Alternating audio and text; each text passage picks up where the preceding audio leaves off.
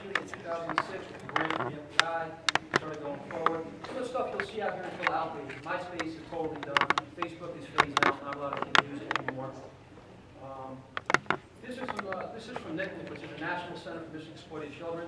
What they'll tell you is that 1 in 4 children are exploited online. It doesn't mean they're actually contacted by, let's say, a suspect or a predator, but they're exposed to something that the National Center for Missing Exploited Children feels that is not something appropriate for an adolescent child to be exposed to. You just got to really keep an eye on what your kids are doing on the computer or any social media event.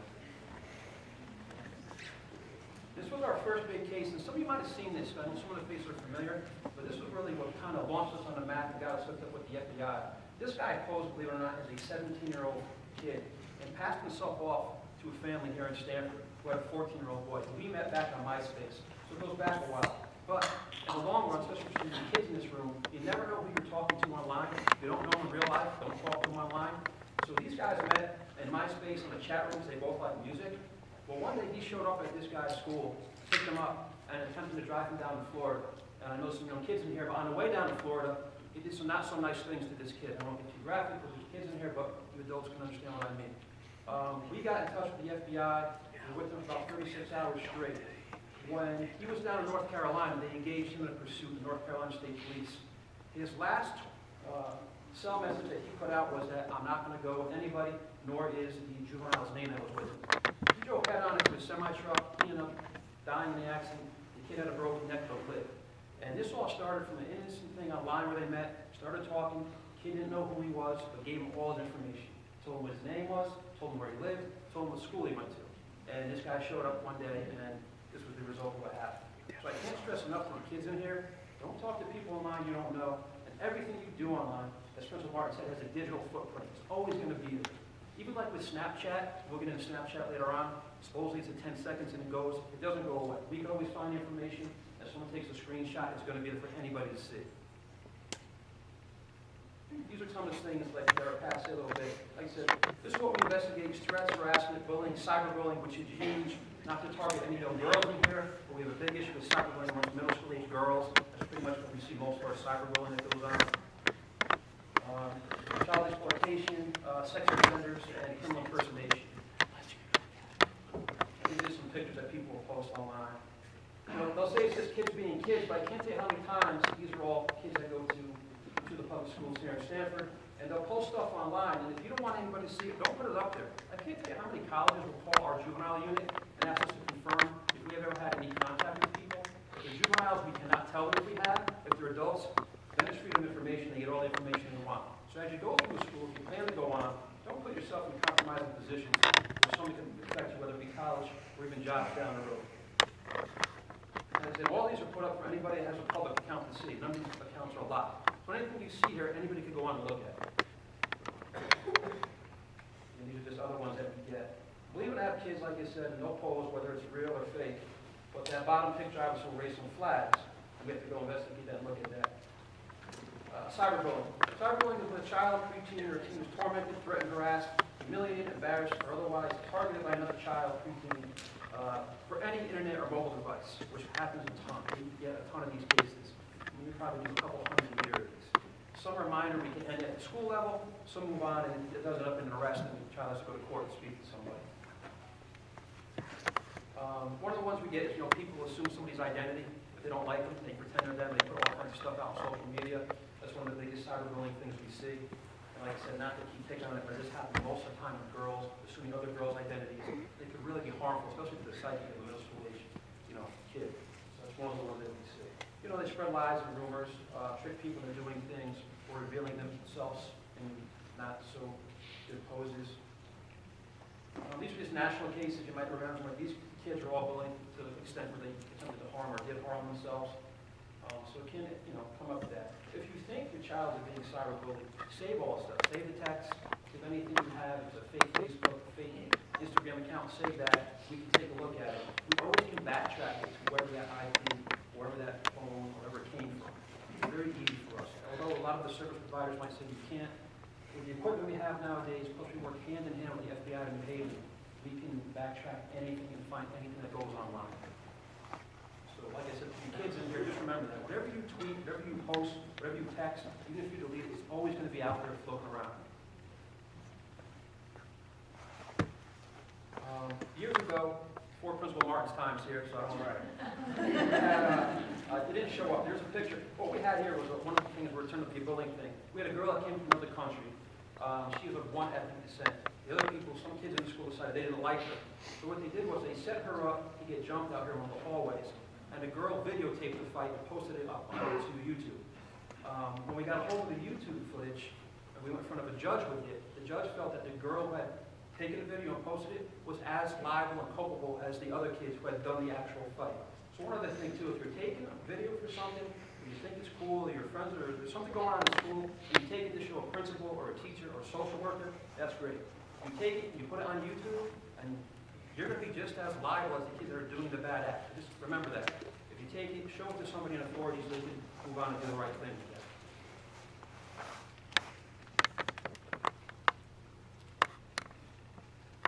These are just some trouble areas that we're seeing, instant messaging game rooms. We just had a case, this was with a couple of middle school boys, so really, yeah. I'm wondering, can the boys in the back hear? Mm-hmm. Yes.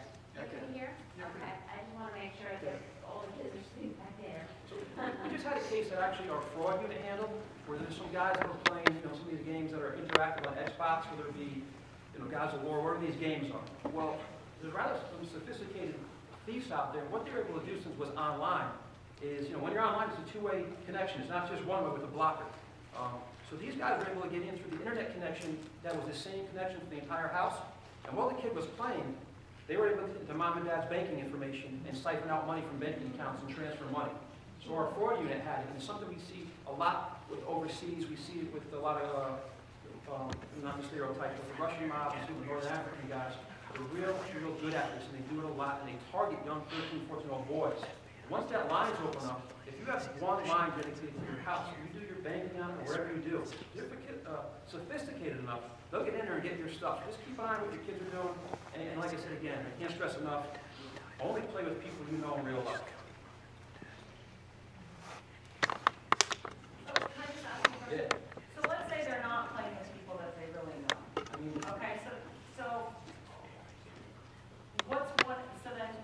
what's one step then that I can do, like just keep an eye on my bank account? yeah, I would keep an eye on everything, or just, I hate to say, but can you somehow have a security, you have either two lines coming in, and Yeah, a dedicated line to them, right, or get a separate modem for them, Okay. something you could do that just, that's their line, Okay. no one's gonna be able to get anything else. Okay, good. But yeah, always keep an eye on it. Yeah. Again, so cyberbullying, petty fights, false claims online, Facebook, unflattering pictures. That's another, we get a lot of this now, especially the high schools. People will take some unflattering pictures of themselves and they'll spread it around. Then they'll take it down the next day when maybe they come to their head or they're not under the influence they were the night before. That picture's out and it gets spread like wildfire.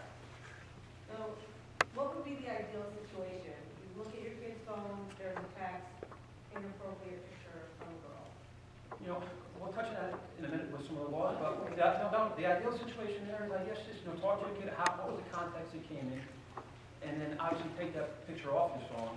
And if it's something that's innocent and it's going back and forth, if you know the parent, I would make contact with the parent, and speak to them about it, the other parent. If not, you can bring it up to the school, it's a school thing. If it goes outside of that and we get involved in other things, but it could be handled a lot of different ways. I mean, one-on-one with your kid and see if it starts to be something that's, with the school, a call to the school can't hurt. This is what I found. I don't know if there's other stuff going on, and work out of that. But we have a good relationship with all the schools, so if it's something that we have to get involved in, we'll be the first one to get calls from that. Can parents have certain control over which phone numbers their kids can dial? I mean, you can have blocked numbers and unblocked numbers. It's up to you as the person paying the bills who's in charge of the account. But can they direct the phone for this specific phone number, this use exclusively, and You'd have to check with the software on your phone and your provider to see that. And there are programs out there you could Google that will check keywords when your kids are texting and then alert you to those words. So you could go and download, there's a whole bunch. Iron Key is one of the programs you can download. So if your child's texting and there's keywords, you'll get those sent to you in an email. And they won't know it because you're the one that set it up. And it could be something where they won't even know it's on their phone, but you'll be getting, or you can get the actual text, a mirror text for text that they send to you in an email or on your phone. Because there's all different programs you can check out online. Or just call your service provider and ask them, and they can set you up with someone. Okay, and I also heard about this situation where, I guess there's internet through PlayStation. Yeah, PlayStation, they're all internet, right? Right, so- Xbox, PlayStation, Wii, they're all interactive, so they're all through the internet. Does that have the same constraints as regular internet? Because I heard about a situation where there was a girl, they locked her parents did all the right things, but yet she was able to communicate with an outsider through the PlayStation. Don't you communicate? Yeah, no, it's, unless you're sitting next to your son or daughter, there's no way to really know what's going on. So can kids have the kind of access on the PlayStation that Yeah, they but, may not be allowed to have on a regular computer? yeah, without a doubt, because the PlayStation is hooked up to a TV, so pictures can stream through it, audio can stream, they can live talk with people from wherever they want to hook up with you.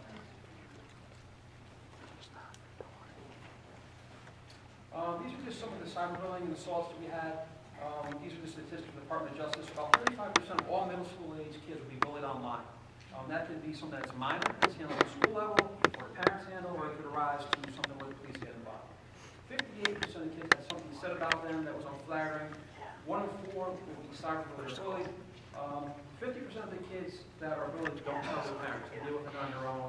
And a lot of times you see this, if they deal with it too much on their own, it's when they can really get hurt psychologically or harm themselves. So just keep an eye on things. And 25% of the kids that are cyberbullied eventually lead them to be physically bullied. It really could be anything. You know, I can walk by somebody in school, flick them in the ear, or smack them in the head. I mean, it's not, is it an assault? No. Is it being physically bullied? It is. Do that to a kid long enough, it's going to really ruin him psychologically. So those are some of the things that we deal with in the union. Snapchat is one that is huge right now. So Facebook is dying out. Instagram, Snapchat is really big for us. So it's photo and text sharing, and you can set it. It's a 10-second delay, and the picture and text goes away, or you can lower the settings. But really, they don't go away. You could always get those with like search warrants and things of that nature. Or if I send something to one of you and you have it, you can take a screenshot and then you have it. So even though they say it goes away, that's their big thing for parents, it doesn't go away. That's the biggest thing we see now with middle school age kids and high school kids is they'll use Snapchat or Instagram. Like I said, a screenshot can be taken and it doesn't go away. All the data can be retrieved. This is what Snapchat is up to right now. These are the numbers and they're staggering. This is every day how many things are being exchanged by them. And 20% of our photos are of a sexual manner. So you see the map right here. So it's 20% of a huge number is of a sexual manner. And it's all basically Snapchat. It's high school, middle school kids. You're not going to find any adults really on Snapchat. And 4% are underage children sending pictures out of themselves. And the most common user of Snapchat, again, it's 13 to 23, that 10-year age range. Undercover operators, so again, just real quick, like we did this with the feds for a couple of years, and we had some of the grants and budgets that we've since lost. But just to stress to some of you kids that are in the audience, there's people out online who are not too flattering, like this guy. And these are all people that we've arrested in Stamford, Connecticut. This guy was a 60-something-year-old film critic. He drove here from upstate Connecticut to meet a middle school girl to have a relationship with. He came with many, many items that we're not going to get into here because of your age. I can't stress enough, this is an actual picture from the State Connecticut Sex Offender Registry. These guys are also all guys. This top guy actually worked for the power company, and what we found he was doing was he went to a house, he'd see if there were young girls there, he'd go back. So you never know, you always just got to be careful when what's going around and who you're talking to. Webcams, parents, if your kids got webcams, and all computers have them now, cell phones have cameras, you got to be careful with it. Just know what kind of content's coming in out of your house. So another guy, there's another guy that we actually ended up arresting. He was doing all kinds of crazy stuff. He looks like Frankenstein there in his picture. This is another one, sex offender registry. And all these people, we end up posing as 13-year-old boys and girls online. We have the capability to deal with the feds, and we'll talk to them. And I'll show you some pictures. This guy's a nutshell. I'll show you his house just to stress to you, especially your kids. This is what it looks like. So I don't know if you can see.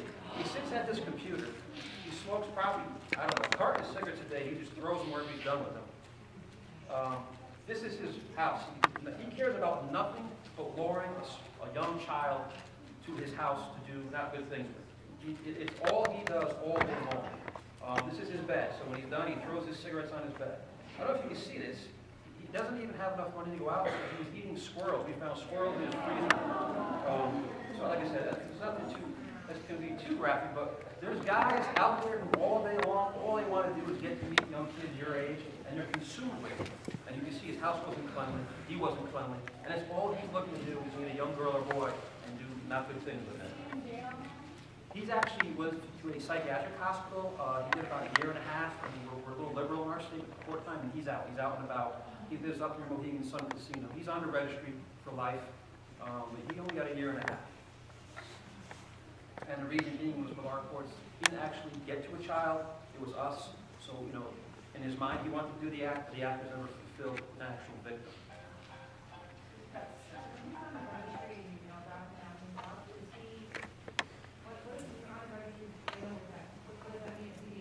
Yeah, the state police, in our state, the state police are in charge of monitoring everybody in the sexual registry. And when you get on the registry, it could be for life, it could be for a year, 10 years, the court dictates that. And you have to check with the state police at a specified period of time. If you don't, then they would call us. Let's say if the Stanford guy, we have probably about 380 registered sex offenders in Stanford at any given time to kind of transit between them. So the state police would then call us and say, hey, this guy, whatever, Johnny Jones, Jack Smith, used to live at 123 Main Street.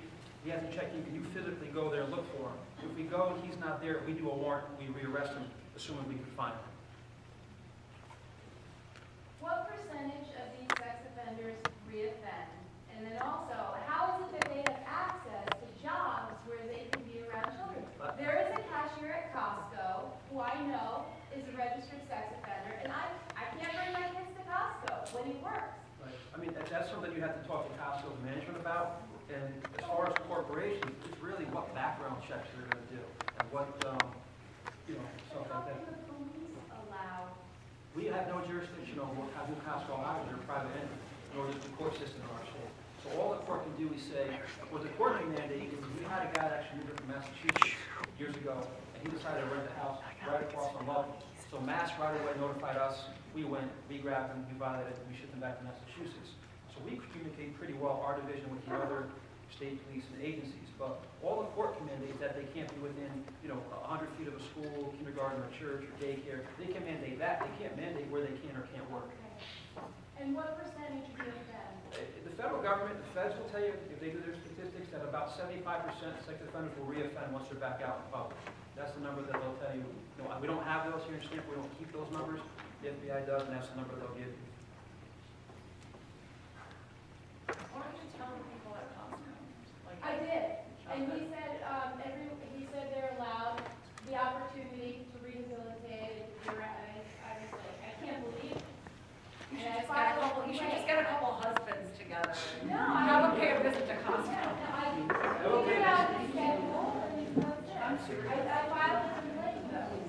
The other thing, I will tell you this, and I don't want to throw anybody's business under the bus. I won't give the name. There is a grocery store here in Stanford, and they pride themselves, only because it saves them a lot of money, because they pay them a wage, on hiring only ex-convicts. And the majority are from another state. And we've already arrested one of their fresh seafood managers, who was a registered sex offender, who was working in a grocery store. So he was around kids all day long who shop with their parents. And that's what this grocery store does to save money. But it's one of their big things where they do like an outreach story. You know, they allow these guys to come in, give them a second chance, but they're also going to do this profitable thing for them. So just, you always got to be aware of what's going on and be aware of your surroundings.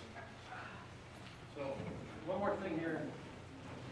So for your kids here, and this is pixelated a little bit, this thing, but so you don't know what people look like online, but in real life, I'll show you, Ashton Kutcher. You know, I can pose as anybody online. I can be whoever I want. Throw a picture of. I can go to any magazine, grab pictures, and throw them up. But in reality, and this is the guy who was actually arrested. And the only reason we had this picture is because we were doing something for the FBI, and we're right outside his house when he was talking to us. So you don't know who you are online, but in reality, it could be. There we go. It could be this guy. I get the wrong screen so fast. There's nothing out there that's bad for your kids, but you can get just as good. So that.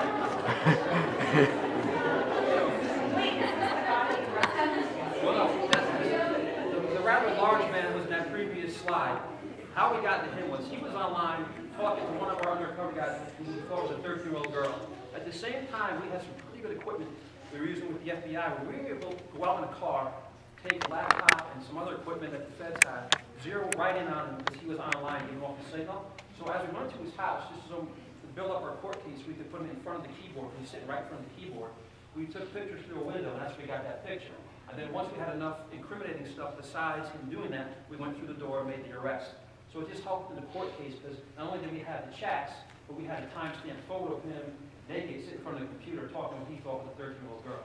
Again, if he didn't pose and send us pictures for you kids in the room looking like that, he sent us some pictures looking like he was, you know, Ashton Kutcher or some 20-year-old guy you want to go talk to.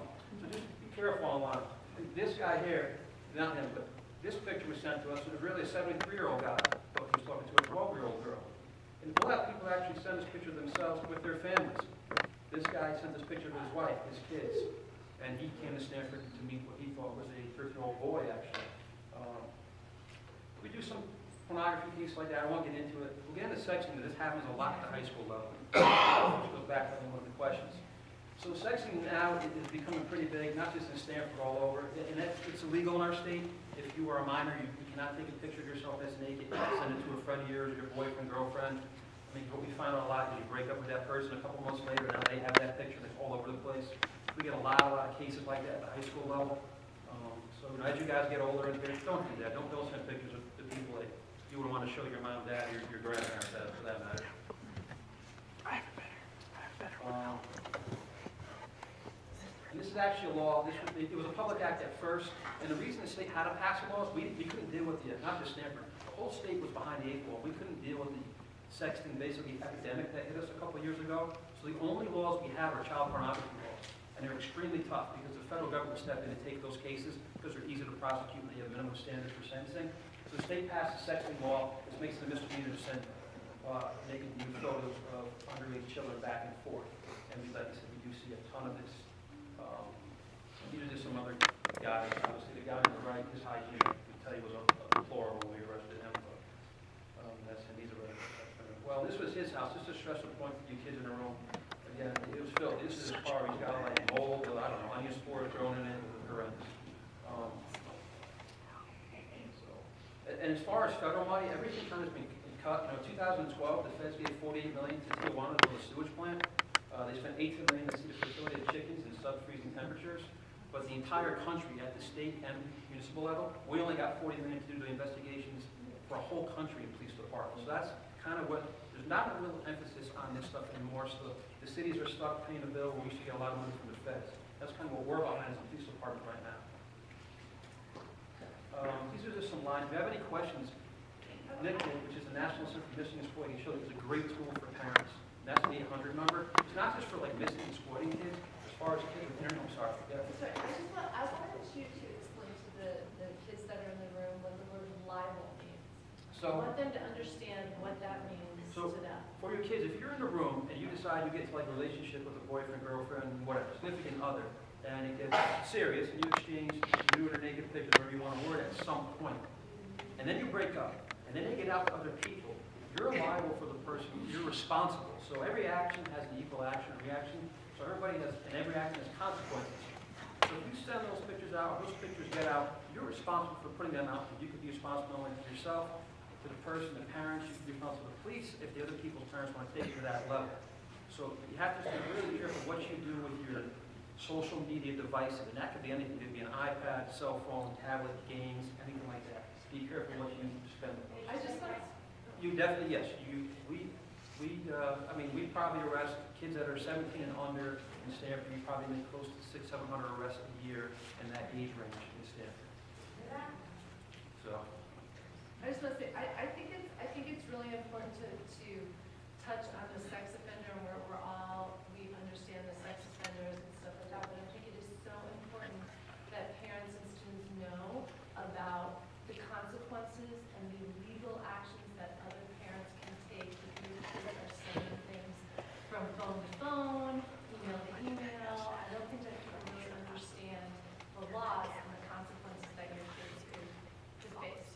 The other thing with that too is, if you send stuff and it goes back and forth, we had a case in Stanford, I'm going to name it, still working with the court, but we had a case where kids were high school age kids. They sent some pictures back and forth, and then what they did was they kind of set a girl up to come over and make friends. But when the girl came over to a house where the parents weren't even home, she was assaulted by these other kids. Now the parents who owned the house were eventually held liable in civil court for the action of their kid at their house that happened there. So all your actions can not just affect you, they affect your parents, younger, older siblings down the road.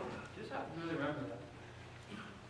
My students were asking me today how much time would they do in jail if they got caught, and I was like, 15 years, upwards of 15, I mean, To be honest, yeah, to Well, be no, honest. I mean, we were, just talking. I mean, to be honest with you, everything is different. All crimes are different. All judges are different. One thing too, in our state, if you're 14 and older and you do a crime that you feel is bad enough or heinous enough, you will get jumped up from the juvenile court to the adult court. So you could be a 14 or 15-year-old kid, and you are kids at 14 and 15. You have to walk into that courtroom. You're going to be treated as an adult, and you could be sent to an adult jail at 14 or 15 if the crime is bad enough. And we do have a lot of crimes and kids in Stanford that do end up going to the adult court and get stuck in that system, which is not good for any kid to be in. Like I said, this is a great tool, not just for missing, but they can answer a lot of questions as far as computer safety and issues like that. Any other questions? Do you know anything about like there's certain apps like Facebook Messenger? Before you're able to install it, it'll ask you for permission, like for access to your camera, your contacts, things like that. What does that mean? Does that mean that they can watch me? Yeah, a lot of the programs you might not even know when you install them, your kids install them. Facebook being one like the permissions thing is there. When you're on, your camera and your computer is automatically activated. So someone is seeing what you're doing. And it could be a live stream, it could be the late stream. That's all you have to do to define print. You can disable your webcam thing. But yeah, most of them, there's a lot of programs out there that when you go on and you become live and you're chatting or talking, your camera is activated automatically once that program turns on. You just have to read and know what's going on and things. Any other questions? The other thing to mention with that too is also not only access to your photos on your phone, is like your location Right. and around your location. So, you know, There's a lot of different programs out there. There's one we use called EarthView, which anybody can use if you go online and get it. Let's say you go away or your kids put up, like you said, pictures. Embedded in every picture is a GPS, whether you know it or not. Most digital cameras, even cheap ones, have it embedded in the picture. So if I took a picture that I was somewhere, like say my backyard or wherever, and I put it on a line, I can take that picture off, drop it in this program, and it'll give me the exact longitude and latitude where that picture was taken. And now I have your address, whether you want to give it to me or not. I know where you live. So when you're posting stuff, just make sure you know what you're posting and don't post things you don't want everybody out there to see and know about. On that, can you tell me what happens? What type of information can somebody get if you just give them your phone number? Phone number, it's going to be how savvy, this is a great example. So what kind of information can we get if you just have a phone number? A couple of years ago, we went to one of the high schools and did kind of a presentation to the seniors there. Just by going through a yearbook, we had a name that would match the phone number. We had a name and a phone number. Off that, we were able to get an address, their mother's or father's name. We got what the father worked, we got the cars, registration on the cars. Anybody can go to our DMV, Connecticut, pay $15, you get somebody's registration, it comes back to where they live. I don't know if you know that, but that's how it works in our state.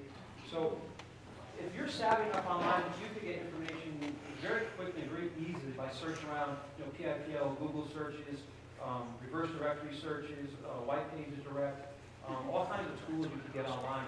You can backtrack and get all the information you want with somebody and their extended family as well. And if you're willing to pay a fee like these guys are, you can get information on everything. We'll have kids too. We'll get arguments with each other. We had one at one of the high schools. Got an argument with another kid, went online, paid a couple of fees with his parents' credit card, assumed that kid's personality online basically, and it was a horrendous couple of months to sort things out with this other child. And the one that did it ended up getting arrested for forgery, impersonation, a variety of charges because of what he did to the other kid. Any other questions? This 14-year-old boy that you were talking about, the 17-year-old, how were you able to latch on to that? I mean, because no one knows the password. How did the parents know? What happened with the original one where he took the kids? Yeah. So what happened with that was the 14-year-old's parents came in and said he didn't come home from school. We went to the house, we looked through all the stuff, we were able to determine that he had been, we profiled his computer, his laptop, and we could see the IP address for the other computer. With the IP address, we did a quick agency form to that service provider, and we got the person's name that owned that computer. The computer was turned off. This is another thing, and not that you kids are all younger, but the technology today, so that guy's computer was turned off as he was driving down the I-95 corridor.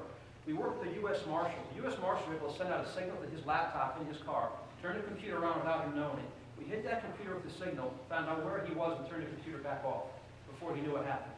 And then with that, we had an idea of where he was, and we contacted the North and South Carolina troopers, who then helped us out.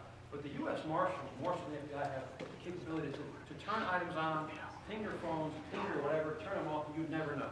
They can look at things, they'll know exactly. We could get mirror images of what certain kids are doing on their phones without them knowing or even looking at their phones with the proper paperwork for it. So, but that's one of the tools that we use a lot. We do work with the U.S. Marshal out of New Haven on a regular basis.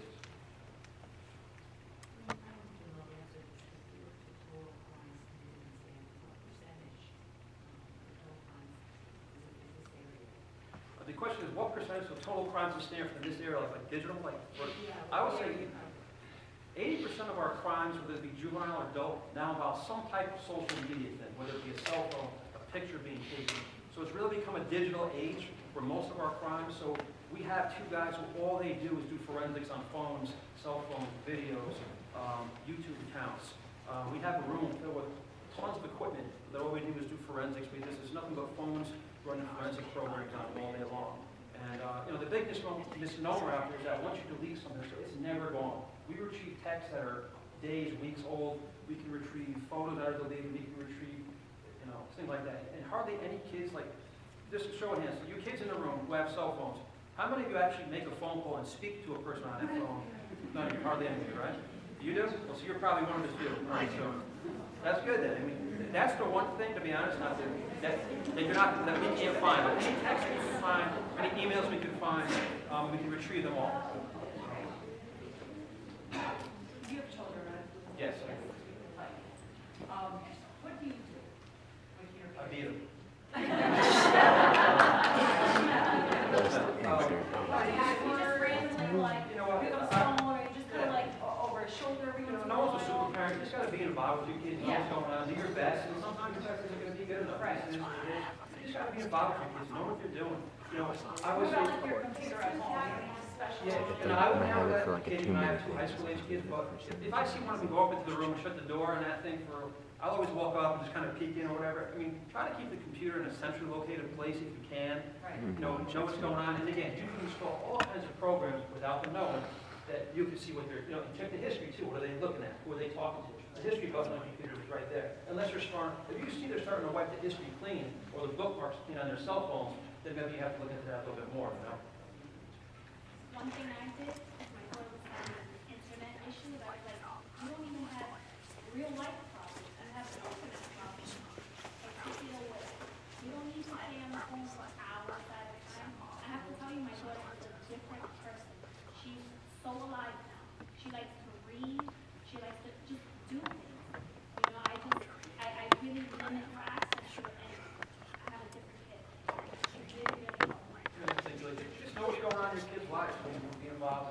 Like I said, no one's perfect. Can I just add, just to come, Ms. Finn, do you mind if I? Yeah. So, I can tell you that in any given week, Mr. Rinaldi and I deal with, I'd say, a good 5 hours of issues that stem from something that happened online. Whether it was social media, some back and forth going between students, somebody putting something out there out of emotion, and many of you as adults, there's been times when you wanted to react to something, and you're an adult, so let me wait 24 hours before I respond to this email. Imagine that in a 12-year-old body with the complete power to hit that send button, with no one in front of you, no emotion, no empathy there, it's just words on a screen. You can imagine it's very easy for them to send. And so it causes 5 hours, I would say, it just sucks out of my day, just mediating, dealing with it, having a conversation with kids about how to better resolve, how to cope, how to do those things, have a conversation face-to-face, actually. So I deal with it as well. And so many times when we bring parents in the mix, we have a lot of parents who feel completely powerless. So you hear all this and it's scary. I got little kids. I have a 5-year-old who knows how to use the iPad. He's already starting to get in rooms playing Minecraft with other kids. And I'm on him and he sits next to me because he's 5. And as soon as I hear some kind of language or something that I don't like, I snatch it from him. And so what I need you all to understand, and kids, you're not going to like this, you are not powerless, parents. You are omnipotent. You have complete control if you want. You can do something as extreme as completely take it away from them. Just be aware that that time now has to be filled with something, which means you may want to have to, talk and have a conversation with your kids. Because listen, I'm guilty of it too. I give my kid an iPad, I start cooking, I do work, I do all this other stuff. But when I tell them I'm not going to let them use the iPad, then they want to spend time with me, right? So there's that give and take, that's the reality. But the other part of it is you hear me talk about Twitter left and right and the power of it, the positive aspects of it. And then I've asked parents, are you on it? And they're like, not on it. I would say if you want to be omnipotent, if you want to be proactive, you should go on every single social media that you possibly can and learn. Not for the sake of actually using it for your own good, but so you can be one step ahead of your children. Or at least up to speed with it. Because little things like that, like the kids that are in this room right now, when Sergeant Scanlon said, check your kids' browser history, all the kids in here are like, I clear the cache out. I got my parents. They're all in it, so I got to clear the cache out. But if you go and look at that history and blank, you know something's up. If you go in there and you see that your kids' text messages are certain names are blank, you know something's going back and forth that necessarily they don't want you to see. And so, set a rule. Set a rule. Set your rules. You have the power. Be proactive. Learn some of these things. You're never going to keep up with the pace of technology. I'm not saying you got to learn everything, but if you know some of them, they repeat, they look the same. Little things like hitting no when they want your location, that location part of the app that turns on, hitting no. Those things you got to be on top of it. And it's time consuming, it's relentless, you will have to keep pace. It's going to be a new app that comes out tomorrow that the kids are going to get because it's free. You need to learn it. That's the only thing I can tell you. You are powerful, you are all powerful, you have the ability to do it. You just got to spend some time and know it's important because it sucks 5 hours out of my life, out of my professional life, and it's emotionally draining to see what it does to some kids and their families. And look at the police had to deal with it. Look at the number of, they're in court over this stuff. So, so although you said it's not real life, the kids were